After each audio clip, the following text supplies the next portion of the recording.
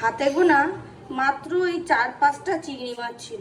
তো 4-5টা চিংড়ি মাছ দিয়ে কি করব, তাই ভাবলাম পটল দিয়ে চিংড়ি মাছ দিয়ে চট করে একটা বাটা করে দিই। তো তার জন্য কি কি লাগবে দেখাই, চলো। তুমি একটা মিক্সির বাটি নেব, পোস্ত নেব 1 চামচ মতো, 2টো শুকনো লঙ্কা প্রথমে ড্রাই রোস্ট করে নেব। একটু ড্রাই রোস্ট করেছি, এতে পটল, রসুন আর লঙ্কা, চিংড়ি মাছ, একটু টমেটো দিয়ে পেস্ট করে নিই। পেস্ট হয়ে গেছে, কড়াই বসিয়ে তাতে সর্ষের তেল দিয়ে দেবো। গরম হয়ে গেছে, তাতে কালো জিরে দেবো, ফোড়নে গুলোই দিয়ে দেবো। বেশি ভাজার দরকার নেই, হালকা ভেজেই, বেশি ভাজার দরকার নেই, হালকা করে ভাজবো। পেঁয়াজটা হালকা ভাজা হয়ে গেছে, এবার পেস্টটা পুরোটা দিয়ে দেবো। সবটা দিয়ে দিচ্ছি, ভালো করে নাড়িয়ে নুন হলুদ চিনি দিয়ে ভালো করে নাড়িয়ে নিই।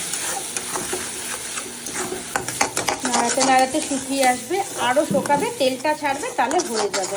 হয়ে গেছে, এই যে দলা দলা পাকিয়ে আছে, তার মানেই এটা হয়ে গেছে। হয়ে গেছে আমার পটল চিংড়ি বাটা।